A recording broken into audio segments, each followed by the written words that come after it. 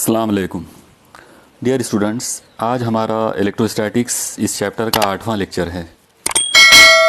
आज के इस लेक्चर में हमारा जो मेन टॉपिक है वो है कैपेसिटर विदाउट डाइलेक्ट्रिक और कैपेसिटर विथ डाइलेक्ट्रिक।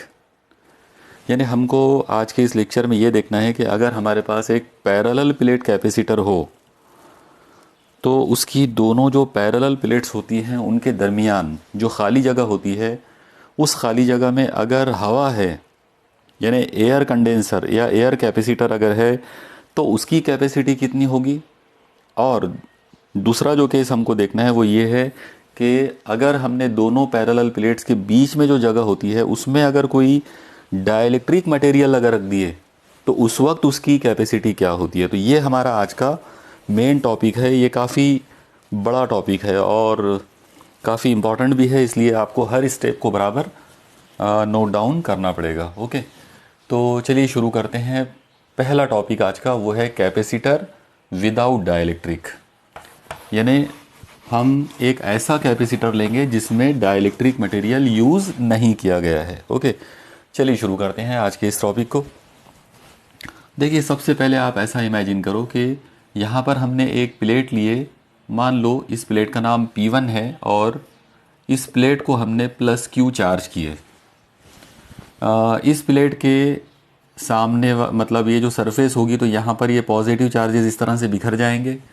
फिर इससे कुछ दूरी के ऊपर हम यहाँ पर एक दूसरी प्लेट ले लेंगे, मान लो कि इस प्लेट का नाम P2 है।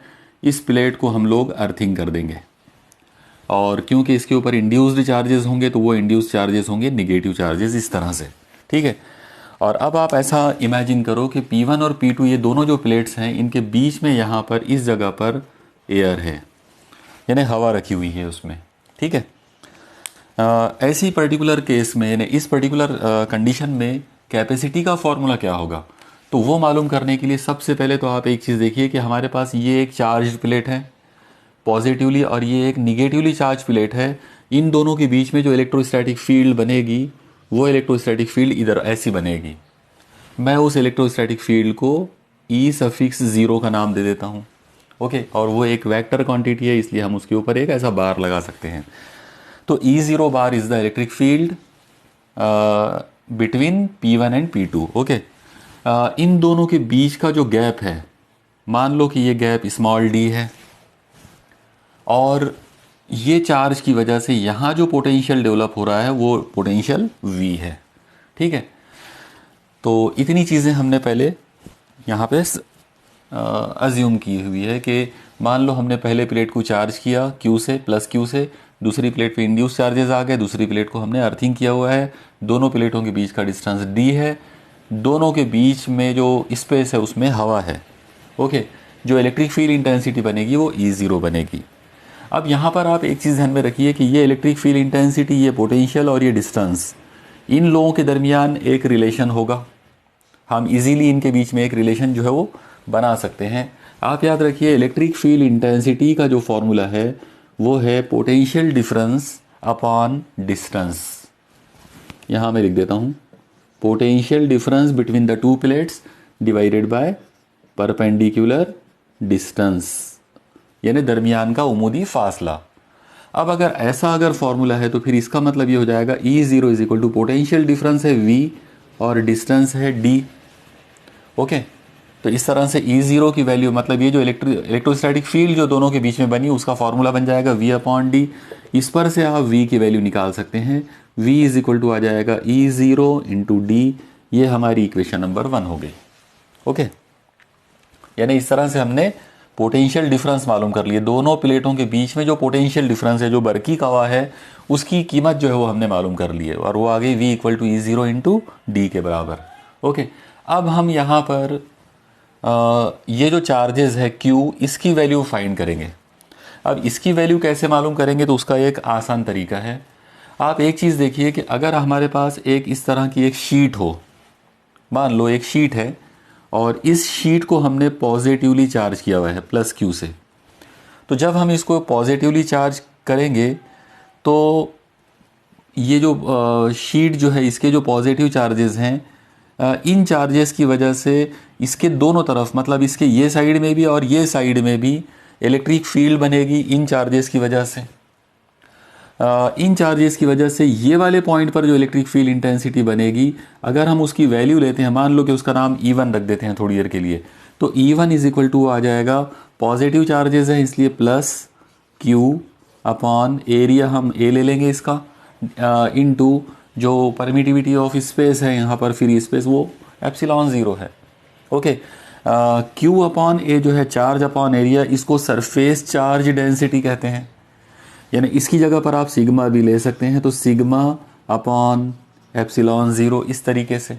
ओके, लेकिन हम लोगों ने देखा था इससे पहले कि जब हम शीट की बात करते हैं, चार्ज शीट की जब हम बात करेंगे, तो उसकी जो इलेक्ट्रिक फील्ड इंटेंसिटी जो बनती है, तो वो दोनों सरफेस के लिए बनती है, और इसीलिए दोनों सरफेस के लिए अगर ये वैल्यू आएगी तो कोई एक सरफेस के लिए उसकी वैल्यू इसका हाफ हो जाएगी।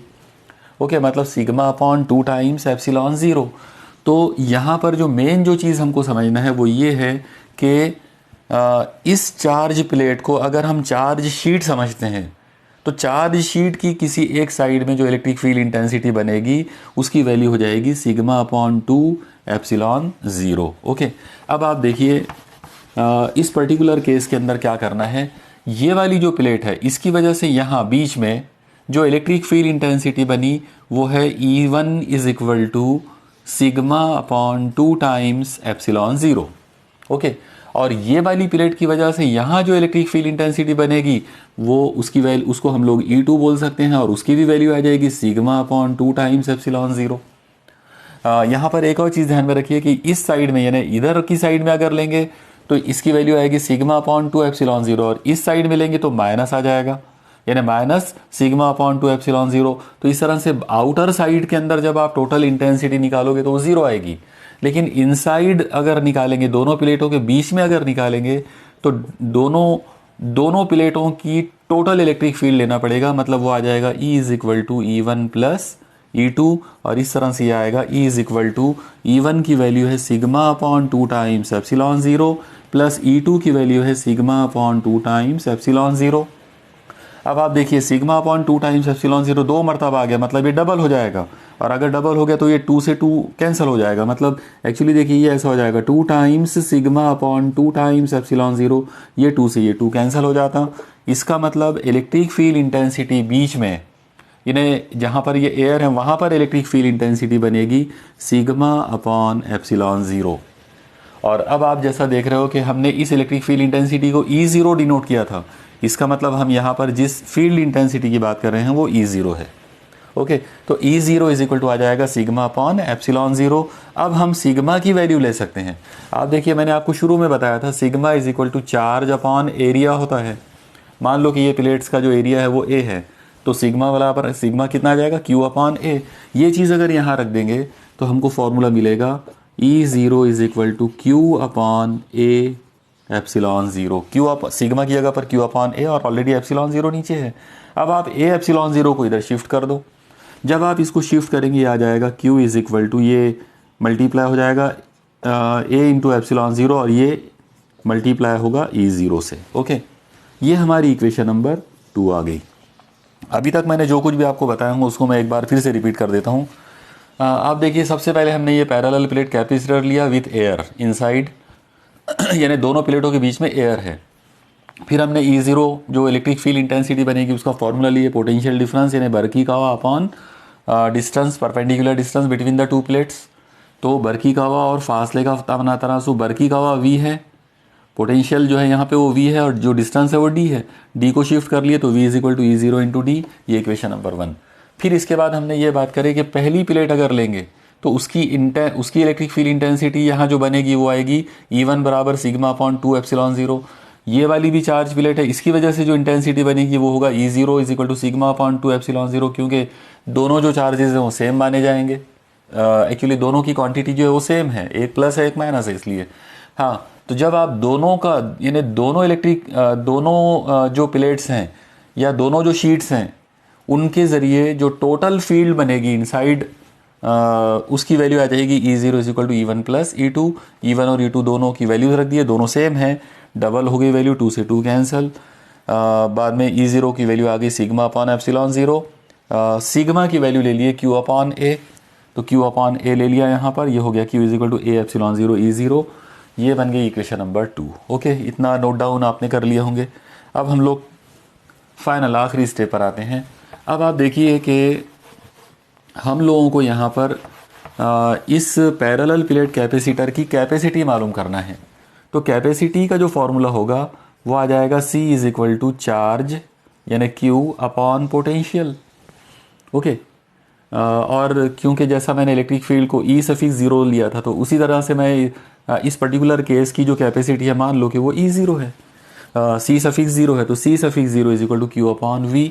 इसमें Q की वैल्यू ये लेंगे और V की वैल्यू ये लेंगे, यानी इक्वेशन 1 और इक्वेशन 2 को यूज़ कर लो। ये हो जाएगा C0 is equal to C suffix zero is equal to Q की जगह पर आ जाएगा A epsilon zero into E0 divided by V, और V की वैल्यू है E0 इंटू D। ओके, और जैसा आप लोग देख रहे हो कि ऊपर E0 है, नीचे भी E0 है, तो E0 से E0 कट जाएगा और इस तरह से हमको फॉर्मूला मिलेगा C is equal to A epsilon zero upon D। आप लोग देखिए, ये एक बहुत ही इम्पॉर्टेंट फार्मूला हमको मिला। ये जो फार्मूला है ये है एयर कैपेसिटर जो होता है उसकी कैपेसिटी का, यानी अगर पैरेलल प्लेट कैपेसिटर के बीच में, दोनों प्लेटों के बीच में अगर हवा है, एयर अगर है, तो उस वक्त जो इलेक्ट्रिक उसकी जो कैपेसिटी जो होगी वो कैपेसिटी का फॉर्मूला हो जाएगा C0 is equal to C suffix zero is equal to A epsilon zero upon D। यहाँ पर A का मतलब है एरिया ऑफ द प्लेट्स और D का मतलब है distance between the two plates, और एप्सिलॉन ज़ीरो जो है वो परमिटिविटी ऑफ एयर है या परमिटिविटी ऑफ फ्री स्पेस है। ओके, यहाँ पर आप याद रखिए एप्सिलॉन ज़ीरो की जो स्टैंडर्ड जो वैल्यू होती है वो है 8.85 into 10 to the power -12 SI unit में। ओके, मैंने इससे पहले वाले शुरुआत वाले लेक्चर में आपको बताया था एप्सिलॉन ज़ीरो की ये जो वैल्यू है इसकी SI यूनिट और डायमेंशन क्या और कैसे होता है। ओके, तो ये था मामला कैपेसिटर विथ एयर या कैपेसिटर विदाउट डाइलेक्ट्रिक, मतलब हमने दोनों प्लेटों के बीच में यहाँ पे कोई डाइलेक्ट्रिक मटेरियल जो है वो यूज़ नहीं किया है, एयर के साथ में हमने ये पूरा मामला किया। ओके, अब हम चलते हैं अपने आज के सेकंड टॉपिक पर। सेकंड जो टॉपिक है थोड़ा सा बड़ा डेरिवेशन है, उसको आपको बहुत गौर से हर स्टेप को जो है वो देखना पड़ेगा। आप देखिए, इसमें सबसे पहले ऐसा आप मान के चलो कि यहाँ पर ये मैंने पहले वाली प्लेट लिया हूँ, सपोज़ करो प्लेट P1 है। ओके, और इसको हमने प्लस Q से चार्ज किए, ये चार्जेस इसके ऊपर यहाँ पर ऐसे बिखर गए पूरी सरफेस पर। अब यहाँ से कुछ दूरी पर, ओके, मान लो D दूरी पर हमने एक दूसरी प्लेट लिए और ये जो दूसरी प्लेट है P2, इसके ऊपर निगेटिव इंड्यूस्ड चार्जेस जो है वो डेवलप हो जाएंगे और इसको हमने यहाँ पर अर्थिंग किया हुआ है। ओके, अब हम यहाँ पर एक नया काम ये करने वाले हैं कि ये जो स्पेस है, ये जो खाली जगह है जहाँ पर अभी थोड़ी देर पहले हमने एयर लिए थे, अब हम यहाँ पर एक डाइलेक्ट्रिक मटेरियल लेंगे। तो आप ऐसा इमेजिन करो कि मान लो यहाँ पर हमने एक डाइलेक्ट्रिक स्लैब लिए इस तरह से। ओके, एक ऐसा रेक्टेंगुलर मुस्ततिल जैसा हम एक यहाँ पर डाइलेक्ट्रिक मटेरियल ले लेते हैं।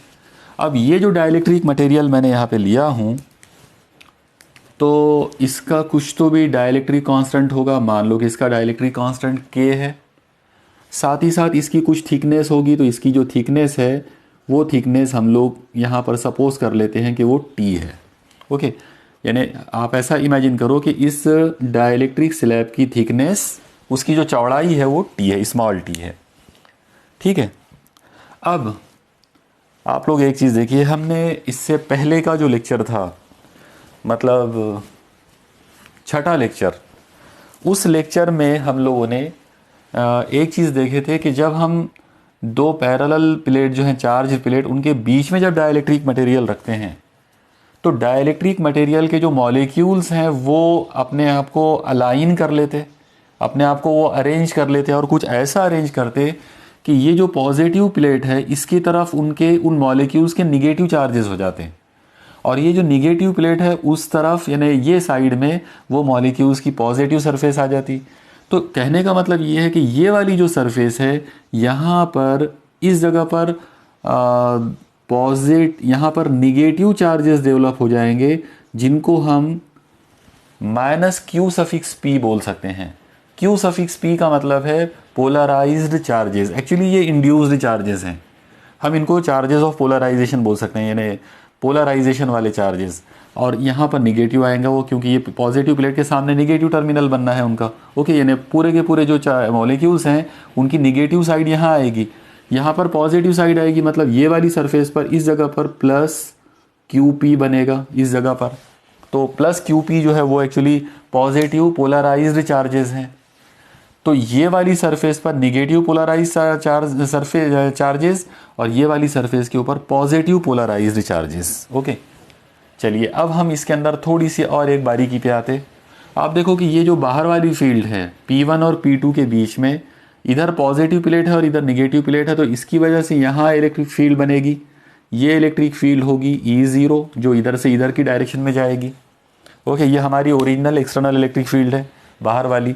लेकिन ये जो डाइलेक्ट्रिक स्लैब है, इस डाइलेक्ट्रिक स्लैब के अंदर ये वाली साइड जो है ये निगेटिव चार्ज है और ये वाली जो साइड है ये पॉजिटिव इंड्यूस चार्जेस हैं। तो इनकी वजह से यानी ये पॉजिटिव सरफेस और ये निगेटिव सरफेस की वजह से इनसाइड द डाइलेक्ट्रिक यहाँ भी एक इलेक्ट्रिक फील्ड बनेगी।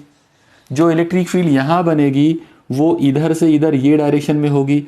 हम लोग उसका नाम रख सकते हैं E∗P। E∗P का मतलब रहेगा पोलराइज्ड इलेक्ट्रिक फील्ड या electric field due to polarisation. Polarisation की वजह से ये इलेक्ट्रिक फील्ड जनरेट हुई, मगर वो ये डायरेक्शन में होगी इधर।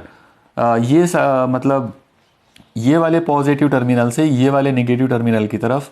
और देखकर ही समझ में आ रहा है कि E0 की डायरेक्शन ऐसी है और EP की डायरेक्शन इधर है।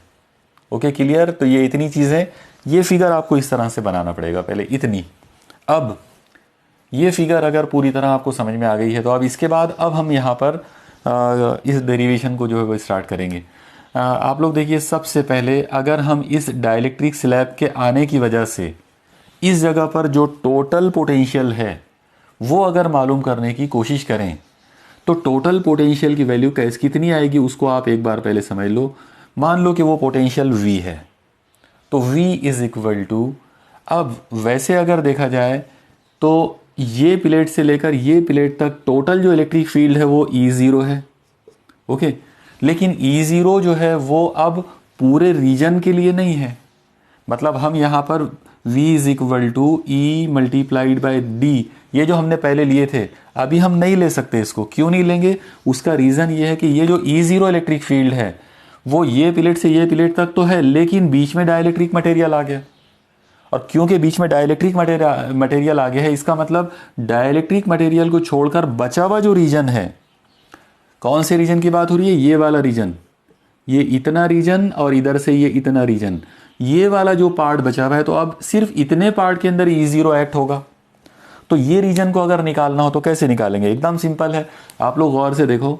E0 इंटू, अगर मुझे ये रीजन और ये रीजन लेना है तो ये दोनों रीजन जो है एक्चुअली ये बड़े पूरे डिस्टेंस D में से इतनी थिकनेस निकाल देना पड़ेगा। आप लोग देखो, यहाँ से लेकर यहाँ तक का जो फासला है वो D है, उसमें से अगर ये बीच का इतना फासला अगर मैं निकाल दूं तो मुझे ये दो रीजन मिल जाएंगे। इसका मतलब बेसिकली यहाँ पर जो डिस्टेंस मुझे लेना पड़ेगा वो होगा D-T के बराबर। ओके, तो potential between P1 and P2, P1 और P2 के बीच का जो पोटेंशियल है उसकी वैल्यू आ जाएगी E0 इंटू D-t। D मतलब ये दोनों के बीच का डिस्टेंस और T का मतलब ये डाइलेक्ट्रिक स्लैब की थिकनेस है। लेकिन सवाल ये आएगा कि क्या इतनी ही इलेक्ट्रिक फील्ड होगी इसमें या इतना ही पोटेंशियल रहेगा? तो बिल्कुल नहीं।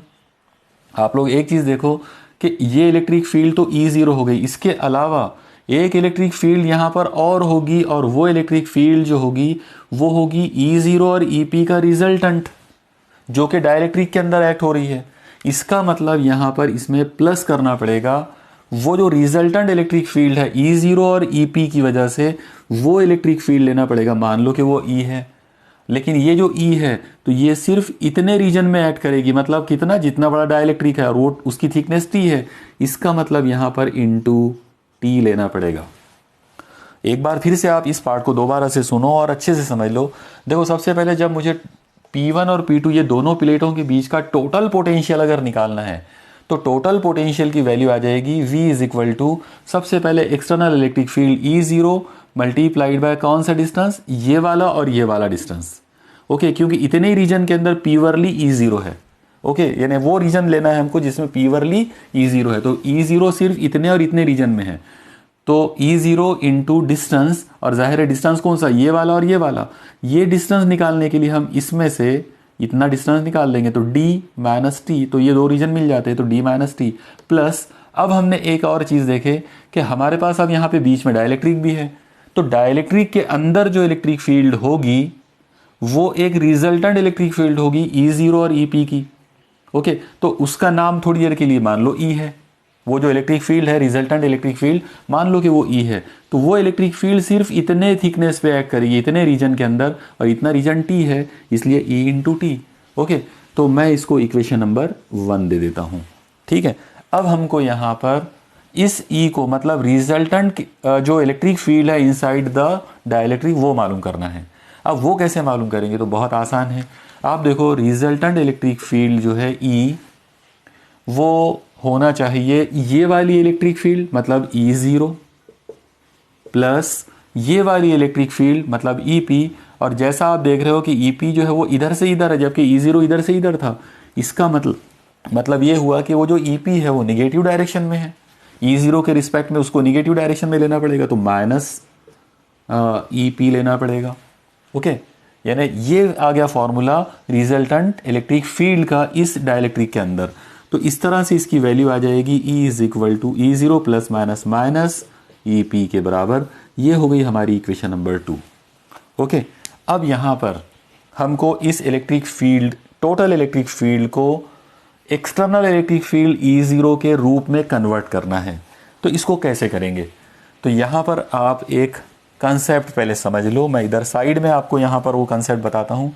आप देखिए जो डाइलेक्ट्रिक कांस्टेंट होता है डाइलेक्ट्रिक मटेरियल का, यानी ये जो डाइलेक्ट्रिक मटेरियल है, हमने पहले सपोज किया था कि उसका डाइलेक्ट्रिक कांस्टेंट K है। ये जो डाइलेक्ट्रिक कांस्टेंट K जो होता है, इसकी ओरिजिनल वैल्यू होती है ओरिजिनल इलेक्ट्रिक फील्ड। ओके, यानी जो पुरानी जो इलेक्ट्रिक फील्ड थी विदाउट डाइलेक्ट्रिक, वो divided by change in electric field due to dielectric. दोबारा से सुनो आप, K इज इक्वल टू, यानी डाइलेक्ट्रिक कांस्टेंट की वैल्यू क्या रहेगी, ओरिजिनल इलेक्ट्रिक फील्ड इंटेंसिटी, और ओरिजिनल इलेक्ट्रिक फील्ड इंटेंसिटी मतलब electric field intensity without dielectric, और उसका रेशो लेना पड़ेगा डिक्रीज या change in electric field intensity due to insertion of dielectric. यानी डाइलेक्ट्रिक डालने के बाद इलेक्ट्रिक फील्ड में जो कमी पैदा हुई, वो चेंज, वो कमी जो है वो यहाँ लेना पड़ेगा। डेफिनेटली पुरानी इलेक्ट्रिक फील्ड E0 है और नई इलेक्ट्रिक फील्ड EP है। इसका मतलब K की वैल्यू क्या आ जाएगी, E0 upon E0 minus EP। अब आप E0 माइनस EP ये पूरा नंबर इधर ला लो और ये K को इधर ला लो। इसका मतलब ये बन जाएगा E0 minus EP is equal to E0 upon K। यानी यहाँ पर डिक्रीज इन इलेक्ट्रिक फील्ड के लिए हमारे पास वैल्यू आ गई E0 अपॉन K। आप इसको ऐसे भी समझ सकते हैं कि जब हम डाइलेक्ट्रिक मटेरियल को बीच में ला के रखते हैं तो जो डिक्रीज इन इलेक्ट्रिक फील्ड होगी उसकी वैल्यू हमेशा original electric field upon dielectric constant ऐसी होगी। E0 माइनस EP की ये जो वैल्यू हमको मिली, इसको उठाकर यहाँ रख दो।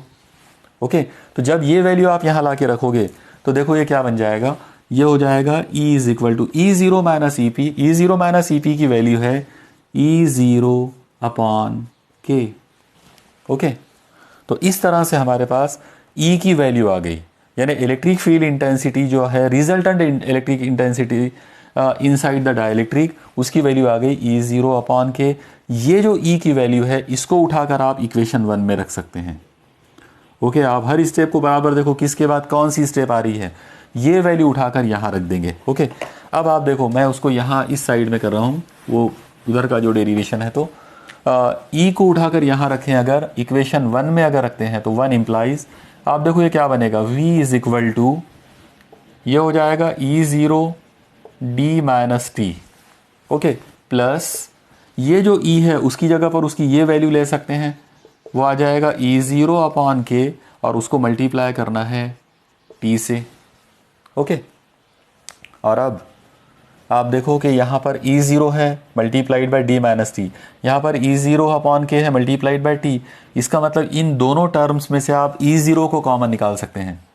तो जब आप इन दोनों में से E0 को कॉमन निकालेंगे तो देखो क्या बचेगा, E0 कॉमन हो गया, E0 यहाँ से चला गया, यहाँ से बचेगा डी माइनस टी। ओके, यहाँ बीच में है प्लस, यहाँ से E0 चला गया तो यहाँ बचेगा ऊपर से के और नीचे से ऊपर से टी नीचे से के, इसका मतलब टी बाय के। ओके, तो इस तरीके से हम पोटेंशियल की वैल्यू निकाल पाए। Electrostatic potential between P1 and P2, जो रिजल्टेंट इलेक्ट्रोस्टैटिक पोटेंशियल बीच में आया उसकी वैल्यू आ गई E0 ब्रैकेट में D minus T plus T by K. के जो है वो डाइलेक्ट्रिक कांस्टेंट है इस डाइलेक्ट्रिक स्लैब का। ओके, तो ये थी इक्वेशन इलेक्ट्रोस्टैटिक पोटेंशियल की। मान लो ये इक्वेशन नंबर 3 है। ओके, अब हमको देखना है कि ये चार्ज की वैल्यू क्या होगी।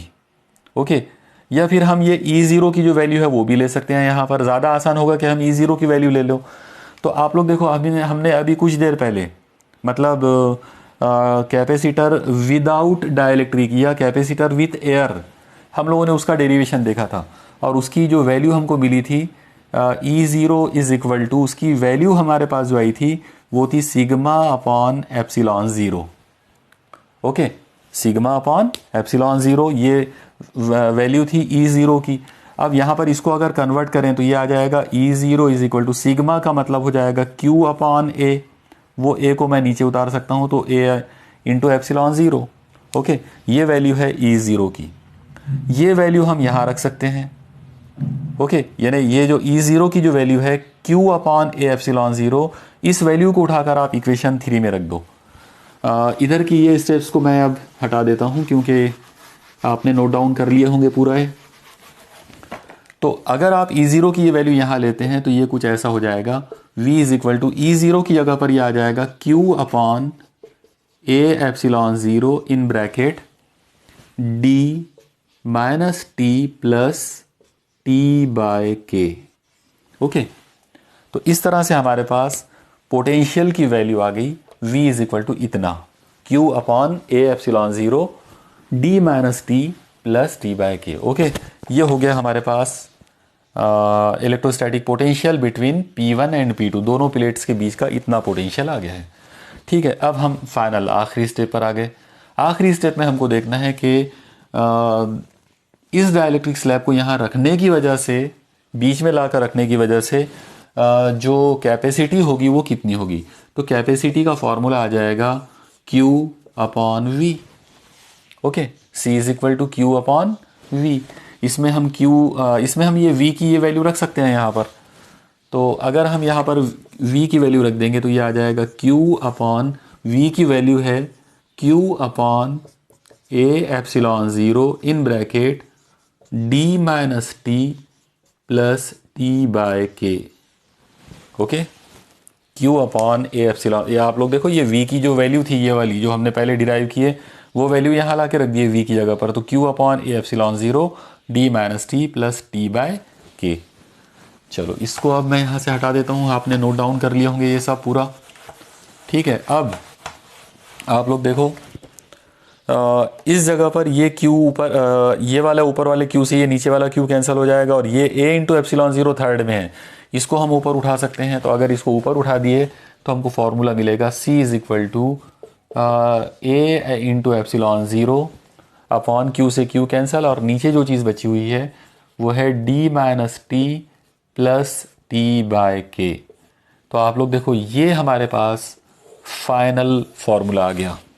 ओके, यानी अगर हम कोई पैरेलल प्लेट कैपेसिटर के बीच में T थिकनेस वाला, स्मॉल T थिकनेस वाला अगर कोई डाइलेक्ट्रिक स्लैब ला के रख दें तो उस वक्त जो नई कैपेसिटी बनेगी फॉर्मूला, यानी जो नई जो कैपेसिटी आएगी उस कैपेसिटर की, उसका फॉर्मूला होगा A epsilon zero upon D minus T plus T by K. Okay, मुझे उम्मीद है आपको इतना डेरिवेशन जो है वो समझ में आ गया होगा। अब हम यहाँ पर इस फॉर्मूले को यूज़ करके कुछ बहुत सारे स्पेशल अलग अलग केसेस जो है वो देखने वाले हैं। ठीक है, सबसे पहले तो आप ये फार्मूला जो है वो याद रखो। ओके, देखो मैं सबसे पहला जो केस आपको बता रहा हूँ वो ये है, आप ऐसा इमेजिन करो कि आपने P1 और P2 के बीच में पूरे इलाके के अंदर, पूरा इलाका यानी P1 से लेकर P2 तक पूरा जो रीजन है वो डाइलेक्ट्रिक मटेरियल से भर दिए। अभी हमने क्या किए थे, T थिकनेस लिए थे, एक ऐसा डाइलेक्ट्रिक मटेरियल लिए थे जिसकी थिकनेस सिर्फ T थी। ओके, और हम यहाँ पर ये मान के चल रहे थे कि T is less than D। Okay, ये ध्यान में रखो आप लोग कि D जो है वो P1 और P2 के बीच का टोटल फासला है, और T जो है वो डाइलेक्ट्रिक स्लैब की थिकनेस है, और T जो है वो T जो है वो स्मॉल d से छोटा है। ये पर्टिकुलर केस के अंदर ये फॉर्मूला उसी वक्त लागू होगा जब हम T की वैल्यू D से छोटी लेंगे, और ऑलरेडी हमने छोटी लिया हुई था। ओके, अब हम एक नया काम ये करेंगे, मान लो कि आपने P1 से लेकर P2 तक का पूरा जो रीजन है वो पूरा का पूरा रीजन एक डाइलेक्ट्रिक मटेरियल से भर दिए। अगर आप पूरा रीजन डाइलेक्ट्रिक मटेरियल से भर देंगे तो इसका मतलब ये जो T है ये T बढ़कर पूरा D बन जाएगी। ओके, इसका मतलब T इज इक्वल टू क्या हो जाएगा, D। अगर आप P1 से लेकर P2 तक पूरे इलाके के अंदर डाइलेक्ट्रिक स्लैब अगर रख देते हैं, डाइलेक्ट्रिक मटेरियल अगर आप भर देते हैं, तो उसकी जो थिकनेस हो जाएगी वो डिस्टेंस बिटवीन टू प्लेट्स के बराबर हो जाएगी। तो हम सबसे पहले स्पेशल केस में T इक्वल टू D ले सकते हैं। यहाँ पर ये फॉर्मूले में देखो क्या बन जाएगा, C is equal to A into epsilon 0 upon D minus T। T की जगह पर आप D ले सकते हैं, प्लस T बाय के, T की जगह पर फिर आप D ले सकते हैं तो D अपॉन के। ओके, और अब आप देखो D माइनस D, तो D से D कैंसिल हो गया, ये बन जाएगा C is equal to A epsilon 0 upon D by K. अब ये K थर्ड में है, ये ऊपर फर्स्ट में आ जाएगा। जैसे ही आप इसको ऊपर ले लोगे आपका फॉर्मूला कुछ ऐसा बन जाएगा, A epsilon 0 into K upon D। Okay, एक बहुत ही इंपॉर्टेंट फॉर्मूला है, C is equal to A epsilon 0 K upon D। Okay, अब यहाँ पर ये जो फॉर्मूला हमको जो मिला इसको यूज़ करके आप लोग एक बहुत ही इंपॉर्टेंट रिजल्ट जो है वो बना सकते हैं। चलो मैं आपको एक बार वो रिजल्ट पहले समझा देता हूँ। आप देखो अभी अभी जो फॉर्मूला हमको मिला C with dielectric, okay D for dielectric मैं ले रहा हूँ यहाँ पे, तो C suffix D for dielectric is equal to formula क्या मिला था हमको, A के एप्सिलॉन 0 अपॉन D। अब ये फॉर्मूले के अंदर आप देखो अगर आप ये K को अलग कर दो, मान लो कि आपने ये K को अलग कर दिए, तो आप क्या बचेगा, A epsilon 0 upon D। Okay, और A एप्सिलॉन 0 अपॉन D ये हमने आज का हमारा पहला ही टॉपिक था, कैपेसिटी विदाउट डाइलेक्ट्रिक या कैपेसिटी विथ एयर। इसका मतलब ये जो चीज़ है ये कैपेसिटी विथ एयर है, तो हम इसको ऐसा लिख सकते हैं C सफिक्स D या capacity with dielectric is equal to K into ये वाली जो क्वांटिटी है ये है कैपेसिटी विथ एयर। तो ये एक इम्पॉर्टेंट फार्मूला आपके पास आ गया। इस फार्मूले पर से हम कैपेसिटी विथ डाइलेक्ट्रिक को मालूम कर सकते हैं बाय यूजिंग डाइलेक्ट्रिक कांस्टेंट, यानी C D is equal to K time C air. Air capacitor की जो कैपेसिटी है अगर आपने उसको डाइलेक्ट्रिक कांस्टेंट से मल्टीप्लाई कर दिए आपको डाइलेक्ट्रिक मटेरियल के लिए पैरेलल प्लेट कैपेसिटर की कैपेसिटी मिल जाएगी। ओके, ये हो गया एक स्पेशल केस। ये वो केस है जिसके अंदर हमने P1 से लेकर P2 तक पूरे इलाके में पूरा रीजन जो है वो डाइलेक्ट्रिक मटेरियल से भर दिए थे। ओके, और ये एक इम्पॉर्टेंट रिजल्ट हमको यहाँ पर मिला इसके लिए। चलो अब हम यहाँ पर कुछ और स्पेशल केसेस यहाँ पर देखेंगे। देखिए मैं आपको एक बहुत ही मज़ेदार एक केस बताता हूँ। मान लो आपने ये पहली प्लेट लिए, इसको चार्ज करें Q से, प्लस Q से। ओके, इसके ऊपर ये चार्जेस ऐसे आ जाएंगे, पॉजिटिव चार्जेस। अब ये बीच का जो रीजन है इसमें डाइलेक्ट्रिक स्लैब लेना है, लेकिन एक नहीं लेना है बल्कि एक से ज़्यादा लेना है। ओके, अब डाइलेक्ट्रिक स्लैब्स को लेने के दो अलग अलग तरीके हैं। एक तरीका, पहले मैं एक तरीका आपको बता देता हूँ। मान लो कि आपने डाइलेक्ट्रिक स्लैब नंबर 1 इस तरह से लिए, यहाँ पे ये प्लेट नंबर 2 है जिसको हमको चार्ज करना है। ओके, जाहिर है यहाँ पे इसके ऊपर इस जगह पर जो है इस पर निगेटिव इंड्यूस्ड चार्जेस होंगे। ओके, ये इस तरह से। अब मैंने क्या किया, यहाँ पे पहली डाइलेक्ट्रिक स्लैब लिया इस तरह से, इतनी बड़ी। मान लो कि इसका जो डाइलेक्ट्रिक कांस्टेंट है वो K1 है। अब बिल्कुल इससे इसको लग कर मैंने एक दूसरी स्लैब ले लिया इतना बड़ा ऐसे। मान लो एक और चीज़ हम यहाँ कर सकते हैं कि यहाँ से लेकर यहाँ तक इसका एरिया जो है मान लो कि वो A1 है। फिर एक दूसरी स्लैब ले लिए, मान लो इसका एरिया A2 है और इसका डाइलेक्ट्रिक कांस्टेंट K2 है। इसके बाद एक तीसरा स्लैब मैंने और ले लिया इसी के साथ जोड़कर, मान लो कि उसका एरिया A3 है और उसका डाइलेक्ट्रिक कांस्टेंट K3 है। तो अगर मैं ऐसा अगर लेता हूँ तो अब हमारे पास फार्मूला क्या होगा, यानी हम ये फार्मूले को क्या कैसे कन्वर्ट करेंगे इस पर्टिकुलर केस के लिए। ये वाला फार्मूला तो उस वक्त लागू होगा जब आपके पास एक डाइलेक्ट्रिक स्लैब है जिसका एरिया A है और जिसका डाइलेक्ट्रिक कांस्टेंट K है और जिसकी थिकनेस T है। ओके, तो ये फार्मूला लागू होगा। लेकिन अगर ऐसा केस हो कि तीन अलग अलग डाइलेक्ट्रिक स्लैब हैं जिनके तीनों के डाइलेक्ट्रिक कांस्टेंट भी अलग अलग है लेकिन उनके एरिया भी अलग अलग है, ओके, ऐसे केस में क्या होगा। तो ऐसे केस के अंदर हम एक नया काम ये कर सकते हैं कि ये वाली जो फिगर है इस फिगर को हम मॉडिफाई कर सकते हैं। देखिए हम इसको कैसे मॉडिफाई करेंगे, एकदम सिंपल आइडिया है। सबसे पहले हम ऐसा करेंगे कि एक कैपेसिटर सिर्फ इतना कंसीडर करो, दूसरा कैपेसिटर इतना, तीसरा कैपेसिटर इतना। देखो मैं यहाँ पे बना के बताता हूँ। ऊपर का जो पहला कैपेसिटर है वो कैपेसिटर ये ऐसा बनेगा इस तरह से, area A1, dielectric constant K1, ये पहला कैपेसिटर बन गया। ओके, मान लो कि इसकी कैपेसिटी C1 है। अब बीच वाला दूसरा कैपेसिटर, तो दूसरे वाला कैपेसिटर ये ऐसा आ जाएगा इस तरह से, area A2, dielectric constant K2, इसकी कैपेसिटी मान लो C2 है। ओके, तीसरे वाला ले लेते हैं। तीसरे वाला ये इस तरह से आ जाएगा, A3, डाइलेक्ट्रिक कांस्टेंट K3, इसकी कैपेसिटी मान लो कि C3 है। अब आप गौर से देखो, ये पहला कैपेसिटर, ये दूसरा कैपेसिटर, ये तीसरा कैपेसिटर, और तीनों एक दूसरे से पैरेलल दिख रहे हैं। अगर हमने इन तीनों को आपस में जोड़ दिए, अगर आपको 7वां लेक्चर अगर याद होगा तो मैंने यही वाली पिक्चर आपको थोड़ा सा सिंपल वे में बताया था। तीन अलग अलग कैपेसिटर लिए थे हमने, C1, C2, C3, तीनों को पैरेलल कॉम्बिनेशन में जोड़ दिए। मतलब ये वाला जो केस है एक्चुअली ये तीन अलग अलग कैपेसिटर की पैरेलल कॉम्बिनेशन को बता रहा है। तो अगर ये पैरेलल कॉम्बिनेशन है तो पैरेलल कॉम्बिनेशन का फॉर्मूला होता है CP = C1 + C2 + C3। Okay, बस इसके अंदर इन सब की वैल्यूज ला के रख दो, देखो क्या हो सकता है। तो ये आपको उम्मीद है इतना समझ में आ गया होगा।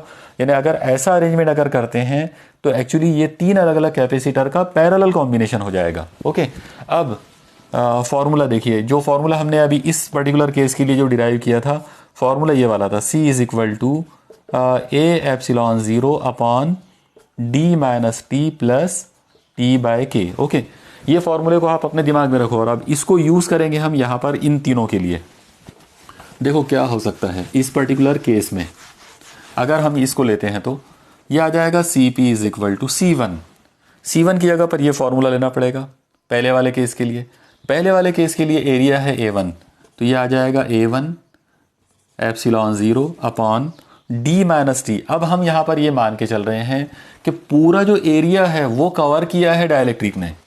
ओके, और अगर पूरा एरिया अगर डाइलेक्ट्रिक ने कवर किया है तो D - T, ये भी D हो जाएगा, तो D - D कैंसल और ये भी D रहेगा। इसका मतलब अपॉन में नीचे ये आ जाएगा D/K1। ओके, तो D/K1। अब ये जो K1 है ये ऊपर आ जाता तो ये ऐसा हो जाएगा A1 × K1 × ε0/D। Okay, thickness जो है दोनों के दरमियान वो D है, तो इस तरह का केस हो जाएगा। अब ये क्या चीज़ आ गई, ये है पहला वाला कैपेसिटर। अब दूसरा ले लेते हैं। जब हम दूसरा ले लेंगे तो दूसरे के लिए फॉर्मूला मिलेगा A2 K2 ε0/D। ऐसी तीसरे के लिए आएगा, चौथे के लिए आएगा, पांचवे के लिए आएगा, सबके लिए अलग अलग। और जब हम फाइनल निकालेंगे तो फाइनल क्या आएगा, CP = C1 + C2 + C3। इसका मतलब इस पर्टिकुलर केस के लिए CP = क्या आना चाहिए, C1 की वैल्यू है A1 K1 ε0/D + C2 की वैल्यू है A2 K2 ε0/D plus and so on. Okay, इन सब में से जैसा आप देख रहे हो ε0/D कॉमन निकलेगा। अगर हमने उसको कॉमन निकाल दिए तो यहाँ जो चीज़ हमको मिलेगी, जो फॉर्मूला हमको मिलेगा वो मिलेगा CP = एप्सिलॉन 0 अपॉन डी को कॉमन निकाले, यहाँ से बचेगा A1K1 plus A2 K2 plus and so on. जितने भी आप लेंगे, मान लो कि अगर आपने n स्लैब्स लिए हैं तो प्लस AN KN, इस तरीके से हम उसको कर सकते हैं। तो ये एक बहुत ही स्पेशल केस हमारे पास बन गया। ये उस वक्त हम यूज़ करेंगे जब हमने n डाइलेक्ट्रिक स्लैब्स जो हैं, अलग अलग एरिया वाले और अलग अलग डाइलेक्ट्रिक कांस्टेंट वाले n स्लैब्स को एक के बाद एक, मतलब एक दूसरे से पैरेलल कॉम्बिनेशन में अगर उनको रख दिए तो। ओके, मुझे उम्मीद है आपको ये कंसेप्ट या ये जो स्पेशल केस है ये समझ में आ गया होगा। ओके, अब हम एक और स्पेशल केस की तरफ चलते हैं। देखिए, अगला जो स्पेशल केस हमको देखना है, पहले आप उसको समझ लो कि उसमें करना क्या है हम लोगों को। तो इस मर्तबा यहाँ पर हम मान लो कि ये पहली प्लेट लिया हमने जिसको चार्ज किया है और इसके ऊपर ये पॉजिटिव चार्जेस हैं पूरे। अब हम एक काम करेंगे कि डाइलेक्ट्रिक नंबर 1 लेंगे, डाइलेक्ट्रिक स्लैब नंबर 1 इतनी बड़ी, मान लो कि इसका डाइलेक्ट्रिक कांस्टेंट K1 है और इसकी ये वाली जो थिकनेस है ये T1 है। ओके, फिर हम इसके बाजू में दूसरी एक डाइलेक्ट्रिक ले लेंगे, डाइलेक्ट्रिक स्लैब लेंगे, इसका डाइलेक्ट्रिक कांस्टेंट K2 और इसकी ये वाली थिकनेस T2। फिर हम तीसरा डाइलेक्ट्रिक ले लेंगे, यहाँ पर तीसरा डाइलेक्ट्रिक K3 और मान लो कि उसकी ये थिकनेस जो है वो T3 है और यहाँ पर हमारी दूसरी वाली प्लेट है जिसको अर्थिंग करे। तो अब ऐसे केस में क्या होगा, यानी यहाँ पर हमने क्या किए कि P1 से लेकर, ये हमारी P1 प्लेट है और ये हमारी P2 प्लेट है, तो P1 से लेकर P2 तक जो पूरा रीजन था, पूरी जो डिस्टेंस था, वो डिस्टेंस को हमने अलग अलग बहुत सारे डाइलेक्ट्रिक स्लैब्स जो है उनमें से खड़े खड़े रख दिए अलॉन्ग विद देयर थिकनेस। पहले की थिकनेस T1, दूसरे की T2, तीसरे की T3 वगैरह वगैरह, इस तरह से रख दिए।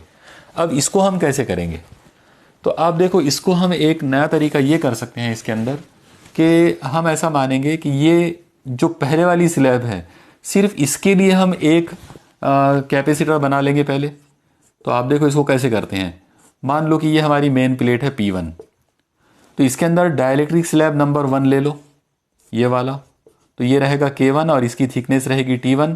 यहाँ पर ये चार्ज अर्थिंग कर दिए ये वाली प्लेट को।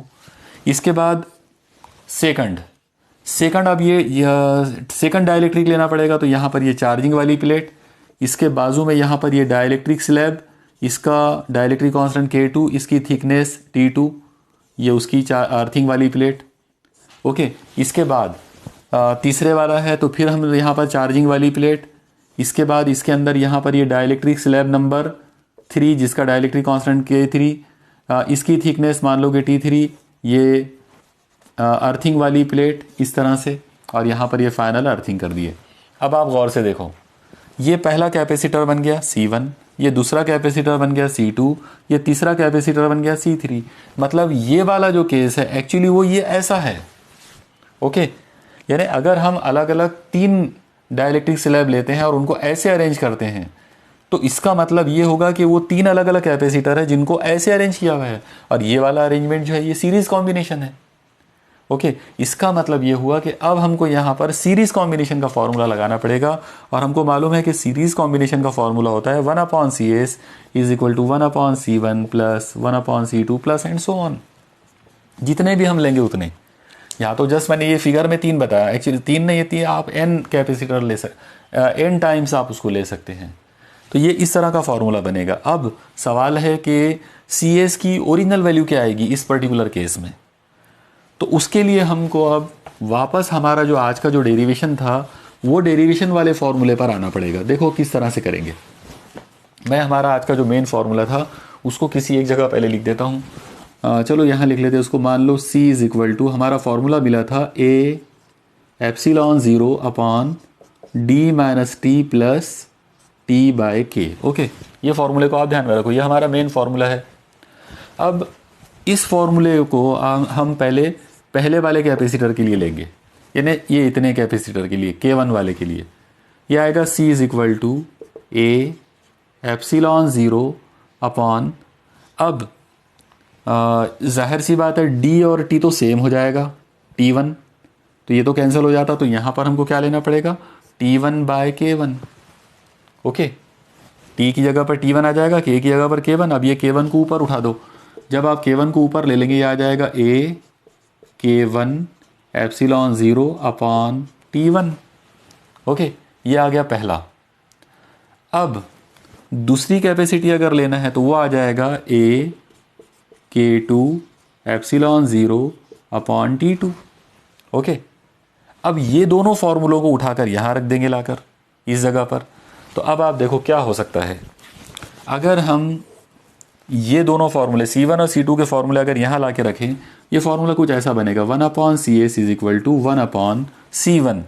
C1 की जगह पर ये लेना पड़ेगा तो ये आ जाएगा A K1 epsilon 0 upon T1 plus 1 upon C2। C2 की जगह पर ये लेना पड़ेगा, ये आ जाएगा A K2 epsilon 0 upon T2।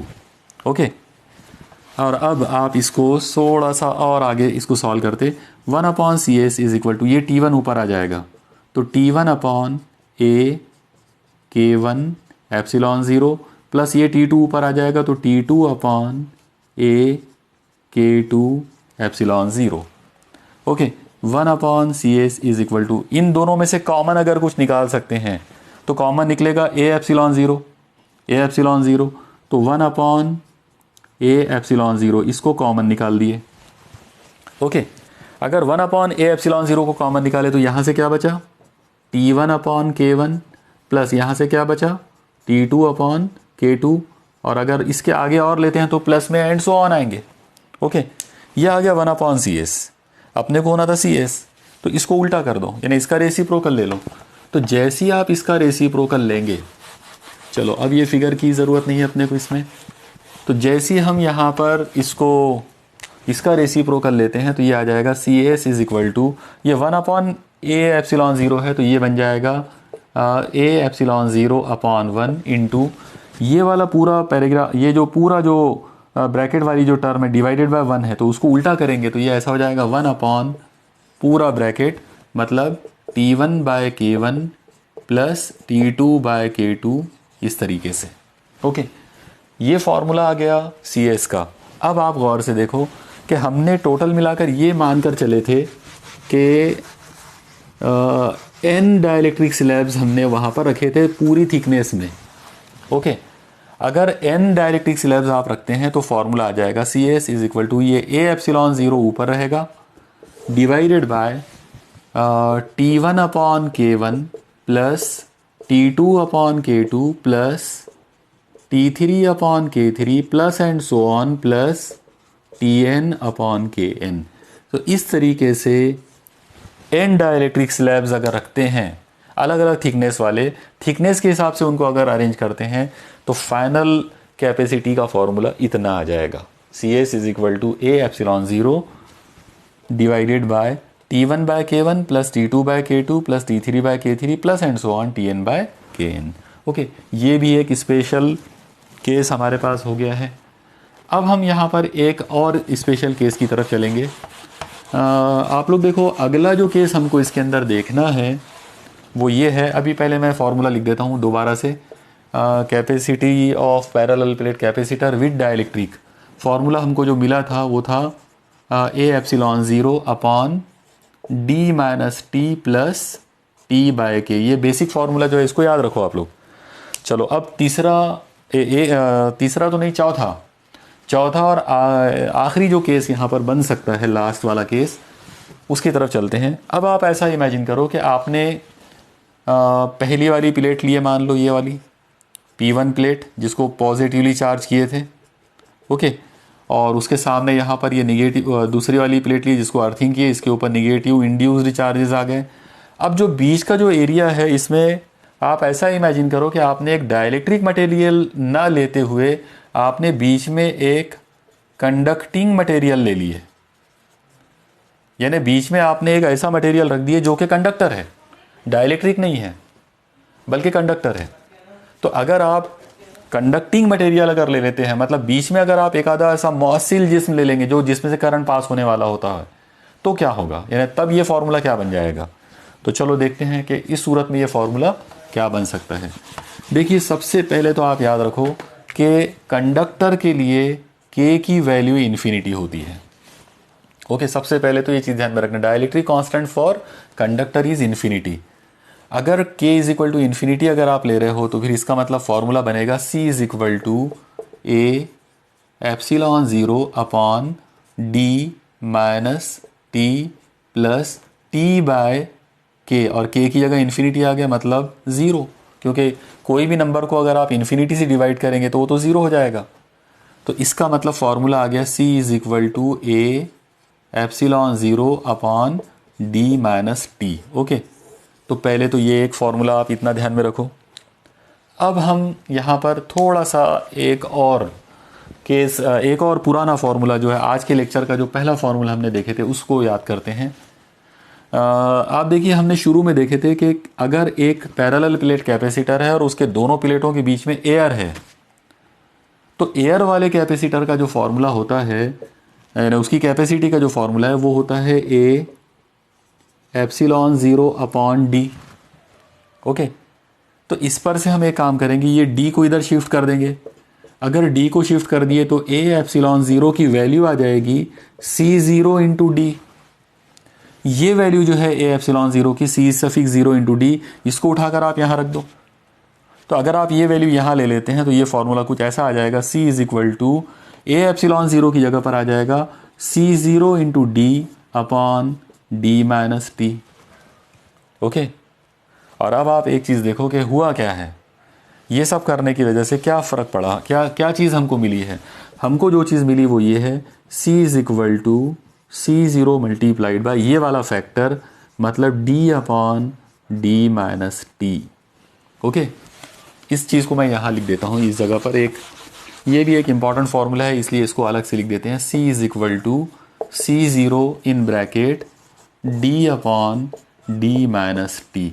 तो आप लोग देखो ये एक इम्पॉर्टेंट फार्मूला हमको यहाँ पर मिल गया।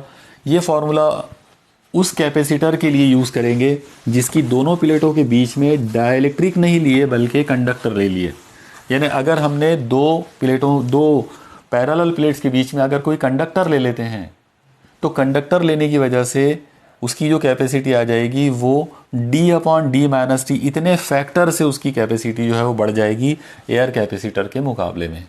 यानी एयर कैपेसिटर जितनी भी उसकी कैपेसिटी है उसको अगर आपने d by D minus T ये फैक्टर से अगर उसको मल्टीप्लाई करे तो आपको कैपेसिटी ऑफ कंडक्टर जो है वो capacity of parallel plate capacitor with conductor वो आपको मिल जाएगा। यानी यहाँ पर जितने फैक्टर से ये बढ़ने वाला है तो वो फैक्टर है d upon D minus T.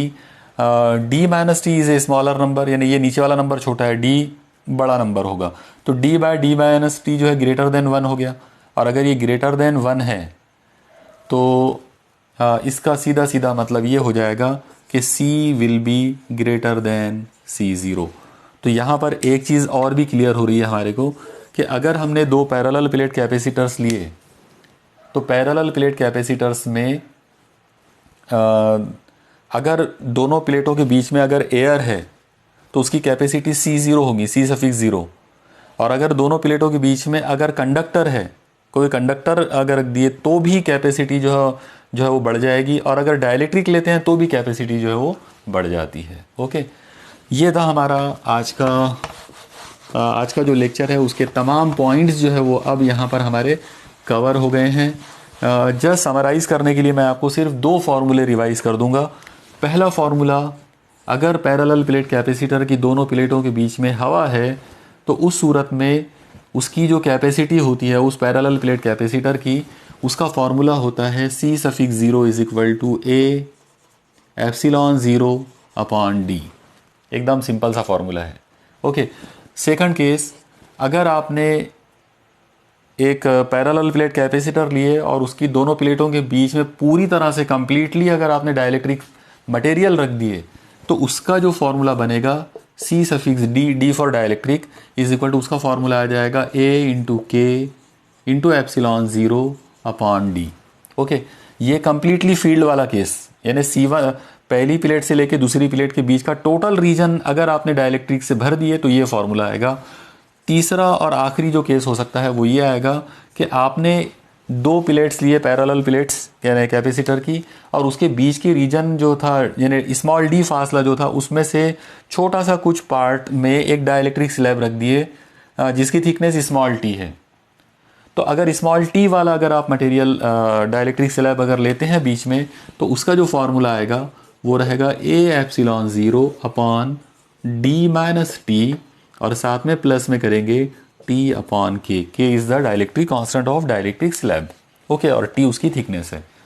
तो बेसिकली आज के इस लेक्चर के अंदर हमने ये तीन अलग अलग फार्मूलों पर बात की है। बाद में हमने ये जो फार्मूला था इसको यूज़ करके हमने देखा कि डाइलेक्ट्रिक स्लैब्स को अगर हम एरिया वाइज डिवाइड करें तो वो पैरेलल कॉम्बिनेशन बन जाता, और अगर उसको थिकनेस वाइज डिवाइड करें तो वो सीरीज़ कॉम्बिनेशन बन जाता, और फिर दोनों केसेस के अंदर फार्मूले अलग अलग मिलते हैं।